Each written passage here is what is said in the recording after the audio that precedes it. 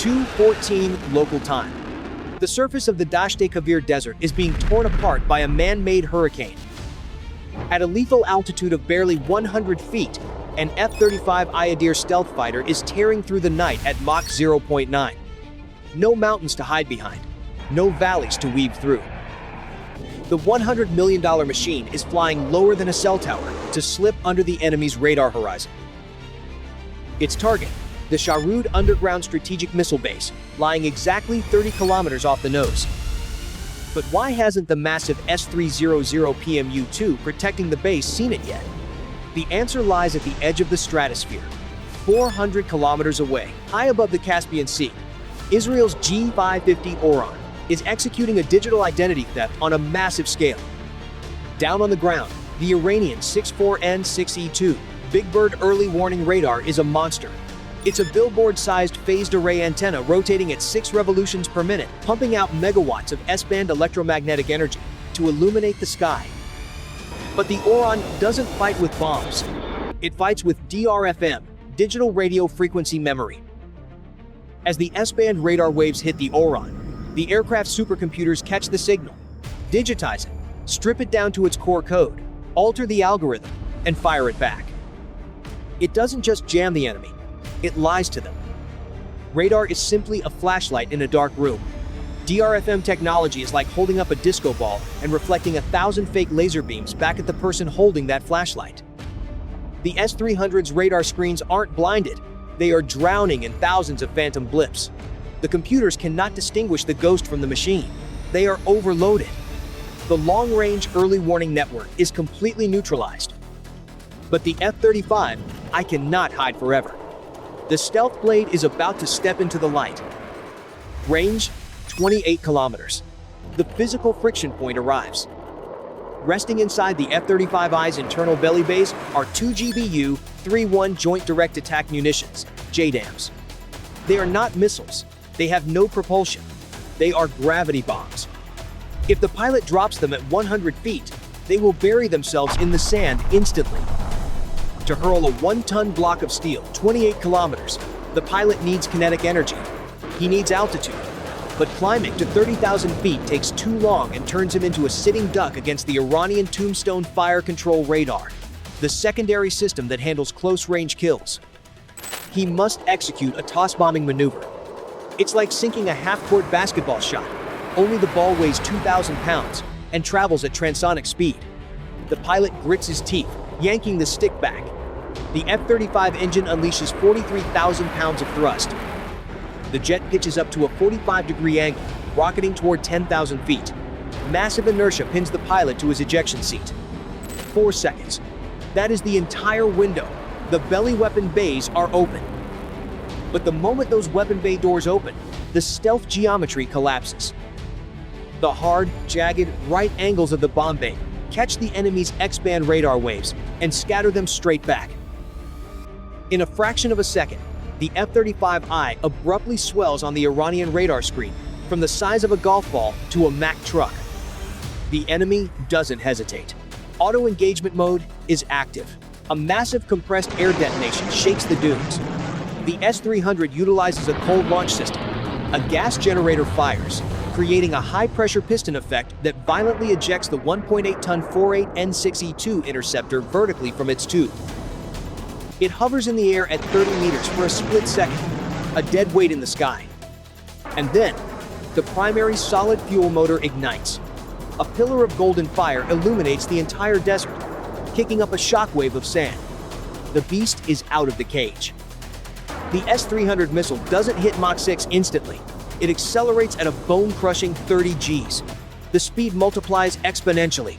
Mach 1, Mach 2, Mach 4. The F-35I's quantum computers constantly update the closure rate equation. The pilot's survival window is exactly 8 seconds before the missile reaches maximum velocity and kinematic dominance. 8 seconds. The pilot presses the weapon release button. The pneumatic ejector racks fire with a heavy clunk. Momentum hurls the 2 GBU-31s upward in a perfect parabolic arc. 7 seconds. The weapon bays slam shut. The stealth net is restored.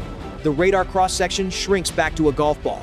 But the S-300 missile already has its inertial intercept coordinates. 5 seconds. The moment the bombs leave the racks, the pilot rolls inverted, executing a violent split-S maneuver. He dives straight back down toward the Earth to slip under the radar horizon. 2 seconds. The ANASQ-239 Barracuda electronic warfare system automatically counterattacks. It doesn't fire bullets, it fires algorithms. Barracuda emits narrowband noise jamming, flooding the enemy missile's semi-active radar seeker with electromagnetic garbage.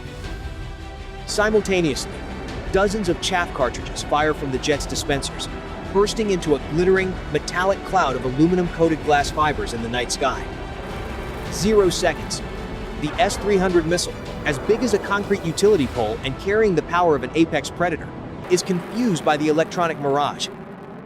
Losing its radar reflection as the F-35I dives back into the sand ocean, the Russian monster seeker slams blindly into the chaff cloud. The proximity fuse triggers. 150 kilograms of pre-fragmented steel shrapnel detonate in mid-air, painting a spectacular, meaningless fireball against the night sky. The F-35I survives, but the real death is only just beginning to fall. Deep underground in Shahrud, the air defense crew cheers at the explosion on their optical screens. They think they've downed an enemy fighter. They have no idea that death doesn't always have a jet engine. The two GBU-31's JDAMs are coasting down their parabolic trajectory at transonic speeds. Let's look at the anatomy of this weapon. It consists of a BLU-109 penetrator warhead encased in 1 inch of forged steel, mated to a GPS-aided inertial navigation system tail kit. No engines, no thermal signatures, no radar emissions. They are utterly invisible to any air defense system. This is the cruelest economic math of war. The enemy burned $1.2 million shooting at ghosts, while the attacking force uses cold steel blocks, costing $35,000 to end the fight. The massive kinetic vector of 2,000 pounds is focused entirely onto a solid steel drill bit.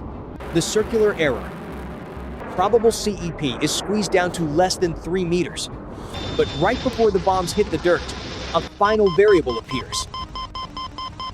Just outside the base perimeter, a surviving Tor M1 short-range air defense system fires in a panic.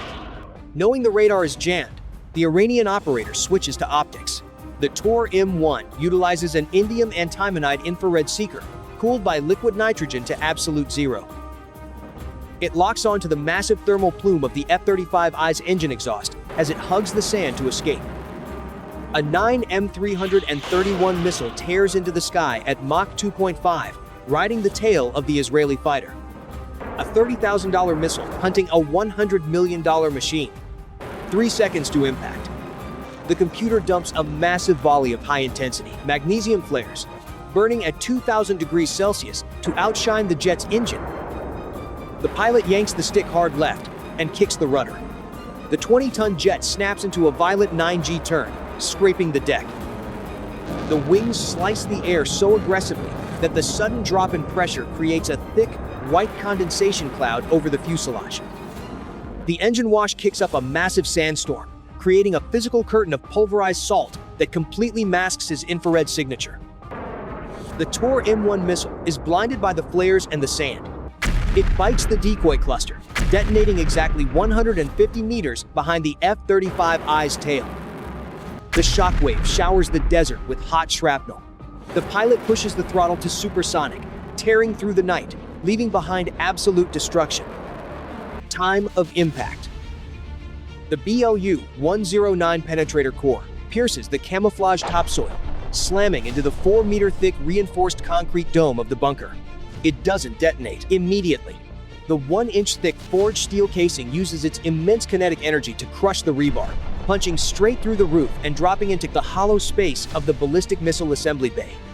The FMU-143 delayed action smart fuse counts down exactly 15 milliseconds from the moment it senses it has breached the final ceiling. And then, hell opens its doors. Over 1,000 pounds of tritonal explosive from both bombs detonate simultaneously. Tritonal is a mixture of TNT and aluminum powder, designed not just to shatter, but to sustain the blast wave. Inside a sealed underground space, the shockwave has nowhere to go. This creates the deadly physics of extreme overpressure. The air compresses into a solid, invisible wall, moving at supersonic speeds. This pressure wall slams into the transporter erector launchers, TELs, shredding their steel armor like wet tissue paper. The cellular structure of any living organism inside the bunker is instantly liquefied. Lungs collapse, eardrums burst, and organs hemorrhage in a fraction of a second. But the kinetic kill is only the catalyst. The thermal flash ignites dozens of tons of HTPB solid rocket fuel inside the waiting Sejal ballistic missiles. Solid rocket fuel carries its own oxidizer. It doesn't need air to burn. When exposed to the bomb's heat, it violently deflagrates. A massive secondary explosion, carrying the power of a man-made volcano, erupts. Thousands of tons of concrete, salt, sand, and twisted metal are blown into the sky, forming a swirling, fiery mushroom cloud. The Sharud base, the strategic missile heart of the enemy, is vaporized from the inside out. A terrifying silence slowly reclaims the Dasht-e Kavir desert, broken only by the crackle of cooling, molten metal, and the gentle sweep of the wind over the newly formed crater. The salt sands of the Kavir desert can bury the greatest of secrets, but no underground fortress on Earth can escape the unforgiving laws of gravity and the cold, hard reality of ballistic equations. In modern warfare, survival belongs to whoever solves the ballistic equation fastest. Hit subscribe to Military Calculus and join us as we continue to decode the deadliest math on the battlefield. Goodbye.